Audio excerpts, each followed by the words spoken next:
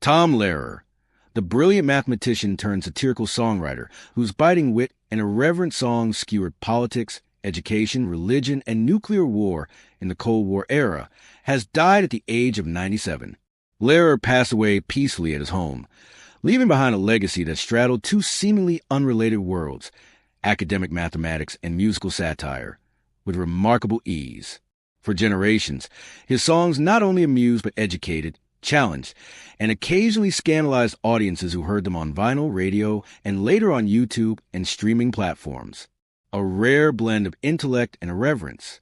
Born on April 9, 1927, in New York City, Thomas Andrew Lehrer was a child prodigy. He entered Harvard University at age 15, where he studied mathematics, despite his academic prowess.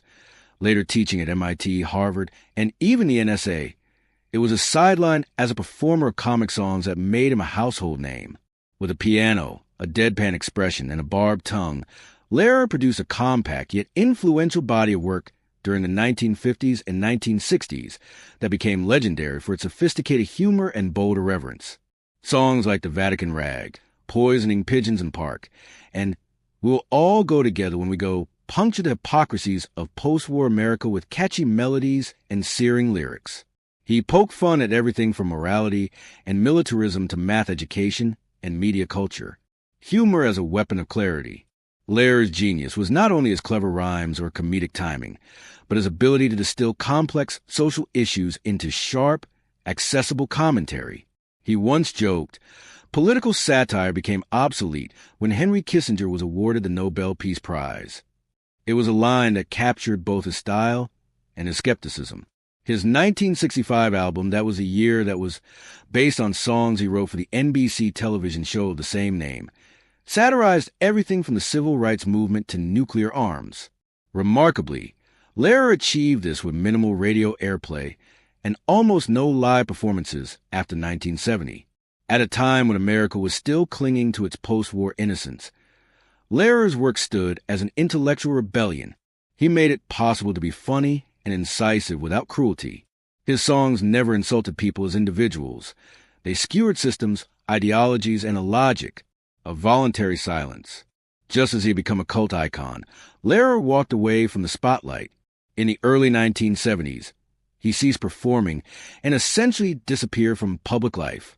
He returned to academia, teaching mathematics and musical theater, and later computer science at the University of California, Santa Cruz. When asked why he stopped performing, Lehrer offered typically sardonic replies like, "I found the audience was beginning to repeat itself." In truth, Lehrer seemed unimpressed by fame. He once said he wrote songs as something to do on the side. For him, mathematics was a serious pursuit. Satire was a hobby, albeit one in which he accidentally became a cultural phenomenon. His work goes public. In a move that further cemented his legend, Lehrer announced in 2020 that he was releasing all of his lyrics and music into the public domain. He even created a website to host his works, writing, "All this material may be copied and used by anyone without permission or charge." In an era of copyright disputes and monetized nostalgia, it was a rare and generous act.